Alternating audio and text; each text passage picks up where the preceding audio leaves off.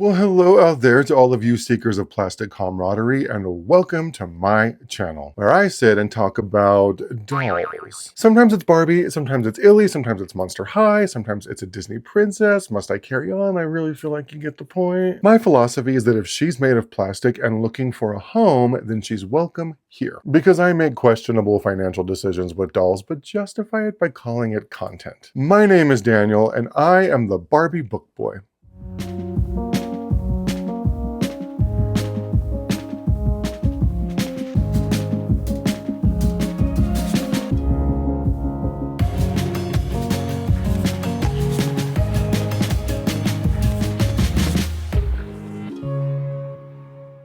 Today, we will be discussing a most solid little stone-cut specimen. I'm of course talking about none other than the stone-cold beauty that is Rochelle Goyle. Rochelle is obviously a gargoyle, which is basically just a carved grotesque that served to drain the water off of the roofs of medieval buildings and keep it away from the walls. But they've since been mythologized as this sort of protective, magical guardian against all things evil. Perhaps the most famous of all of these architectural characters are those adorning the Notre Dame Cathedral in Paris, hence the abundance of Parisian themes for our pal here. Now, we haven't actually seen anything from Rochelle since her stunning climb to victory back in 2023 as the first ever Fang Vote winner. And before that, she actually popped up several times between the years 2012 and 2017, including as part of a two-pack with her boyfriend Garrett DeRoque back in 2015. So I was extremely pleased when she returned this year in the fourth wave of the Booriginal Creeproduction dolls, alongside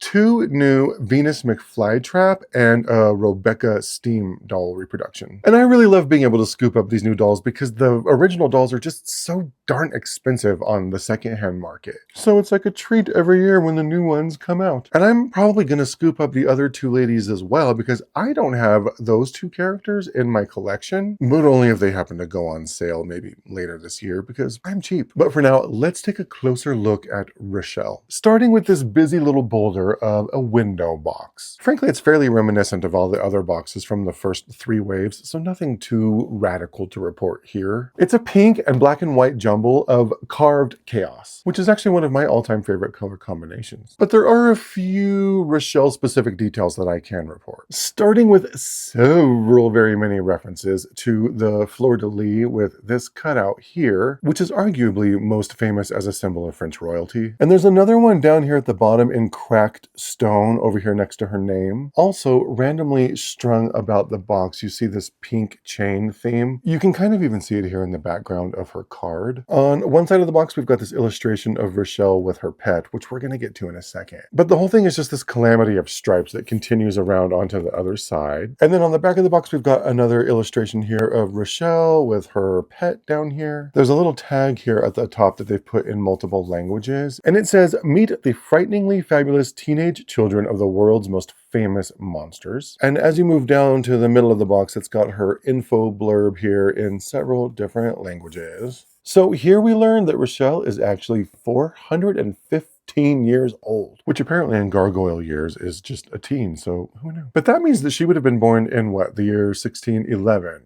Right? Specifically December 18th, according to this cassette tape. And 1611 would have been right smack in the Gothic architecture that was so popular in Europe. So that timeline makes sense. Because let's face it, gargoyles, they're gonna be forever synonymous with Gothic architecture and style. Anyway, we also learned that she has a pet griffin that is named Rue. Now, if you don't know what a Rue is, it's basically just a thickening agent that's made out of some kind of a fat, like oil or butter, cooked in and mixed with equal parts flour. It's used quite a bit in French cuisine for soups and sauces and stews and things like that. And I, for one, personally love the little nod to the French cooking influence as someone who is partial to a nice hearty bowl of chicken and sausage gumbo. But also because I just so happen to have a pet of my very own that's named for that very same popular fusion dish using roux as a fundamental ingredient. And that would be my pal, Mr. Gumbo. Isn't he just too precious? As a Chihuahua, there isn't much on this planet that scares him, so I just know that him and Roux are going to become fast friends. Anyway, back to Rochelle. From the blurb, we learn that her favorite candy is predictably Hard Rock candy, and her BFFs are Gulia Yelp and Rebecca Steam. And with that, it is time to dig this gem out of her quarry and find a nice perch for her somewhere here in my doll room to guard. I'm going to go unbox her and we will be right back.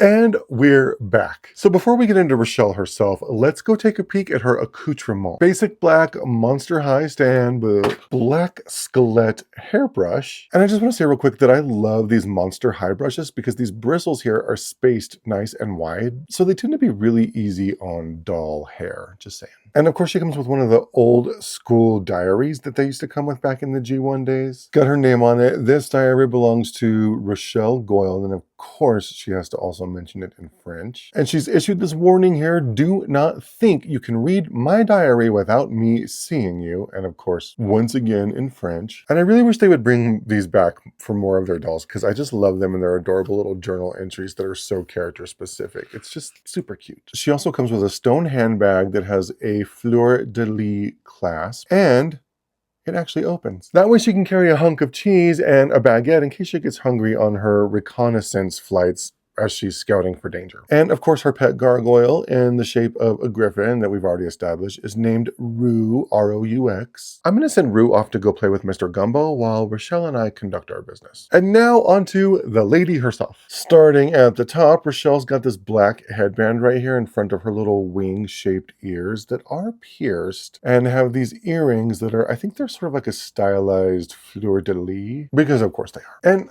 I just gotta say, so she is a pretty faithful reproduction of the original Gen 1 doll. They didn't stray too far from that original design. So I'm not surprised that she doesn't have a cute little French beret instead of this black headband, because the original didn't have a beret. But I mean, they definitely embraced French fashion stereotypes with the horizontal stripes and everything. So why they didn't originally go for a beret just kind of perplexes me. I know she did eventually wear one in Scaris City of Frights, but you'd think they would have given her one right from the start. Anyway, moving on. So Rochelle has this long pink hair with teal streaks and then super blunt bangs that are very stiff and gelled. And like the original, her hair is this gorgeous saran fiber that all I can really say about it is it's very high quality and super brushable. It is so soft and pretty. I gotta tell you, I love this hair because I love hair play. When it comes to my dolls, hair play is pretty much of the utmost importance for me. That's what I do.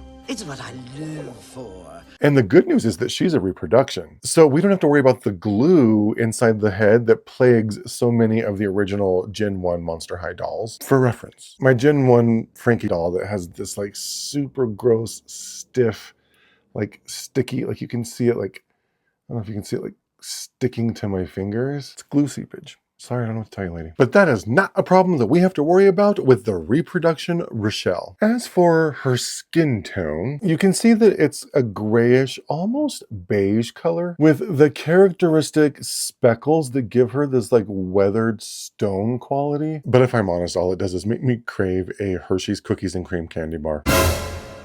I'm extremely food motivated, what can I say? Moving on. So she's got her signature worried expression with distressed eyebrows that you can't really see very well under her bangs. But trust me, she's worried. This lady's had her guard up for over 400 years, and frankly, I think it's starting to get to her. But the bangs are kind of effective to conceal her distress if she so chooses, which I guess is a convenient hack for someone who's always on the lookout for danger. But even with her heightened paranoia, she hasn't let it interfere with her makeup screening. Keeping with the same theme as her hair and eyes, she just has this basic pink eyeliner and a matching lip gloss. As for her jewelry, she's got a black necklace here that's kind of hard to see, I guess, because it almost blends into her shirt a little bit, but I don't know if you can see that very well. And she's got this swirly black bracelet on her wrist. Both her bracelet and her necklace match the headband and earrings. So in a world of high alert, she's at least keeping her style choices consistent, which is very important in the business of safety and security. Her shirt has has the black and white horizontal stripes that are so indicative of French fashion. These stripes got their start in the French Navy uniform and then went on to become a cultural fashion moment, in case you were wondering. Anyway, the shirt just velcros in the back right here underneath her little cracked stone wings that are kind of an annoying little hair trap, so just be cautious of that if you have one of these dolls. The same goes for her black miniskirt. It just velcros here in the back. Now, her skirt has these shiny filigree details, and if you thought that we were done with the fleur-de-lis motif, then this skirt and I have got some news for you. They're everywhere. See, you've got one here on the right side of her skirt, and then if you flip around, she's got another one right here on the left side of her skirt. With this outfit, Rochelle is repping her homeland with serious pride, and who am I to judge her for it? And last but not least, her shoes, which were obviously sculpted by the finest stonemasons that France has to offer. See, they've got all of this swirly detail, and then, of course, a fleur-de-lis for the buckle, because what else? Frankly, the shoes are a little bit simple, but you know what? For me, that's totally refreshing, because the last few Monster High dolls that I've got were Skeletor dolls, and they had the object heels, and the object heels can be a bit of a journey, you know? Anyway, the shoes look super cute against her sheer pink mesh stockings with what I imagine to be grosgrain ribbon here at the top, which again, another nod to her French nationality, because grosgrain ribbon originated in France sometime in like the 17th century. So there you go, some random ribbon knowledge for your arsenal of information. Because learning with dolls can be fun. As for her articulation, she's got the basic stuff of the G1 dolls. We got elbows, wrists. She's got her little knees, and her hips go out and back and forth, and then they twist. I'm not too interested in articulation, so it's fine for me. But for those of you who do enjoy it, you might be surprised to find that they didn't do articulation in her little wings. So these hair traps, wings. They're not articulated or anything. They just kind of like pop out of her back like that. So just know that as wings, they're pretty much aesthetic. You can't actually like play with them. You have to use your imagination while spending pretty much all of your playtime with her trying to keep her hair from getting caught in them. I don't really care that the wings aren't articulated and flappable. It doesn't bother me. I don't care. But some of you out there who like articulation might care about that sort of thing. So there you go. Anyway, so there you have it. The 2026 Booriginal Creeproduction Rochelle Goyle doll. A lady who's just a stone's throw away from cracking under the pressure. A gargoyle guardian of gorgeous gravitas. A freaky francophile of ferocious fright. Thank you so much for hanging out with me today as I liberated yet another plastic pal from her cardboard cage. I'm going to be doing these little doll reviews weekly, so if this is your thing, then stay tuned. And don't forget to like, comment, and subscribe. Leave a comment complimenting Rochelle on her national pride. Tell her your favorite way to eat a croissant. Ask her what you've always wanted to know about being a gargoyle but didn't have the nerve to say out loud. Don't worry, she won't mind. She has a thick skin. Now, if you'll excuse us, we're gonna go grab a bowl of gumbo, the chicken and sausage kind, not the adorable, perfect little baby angel chihuahua kind, and head on up to the roof to keep watch over the house. But I don't have wings, so wish me luck. Bye!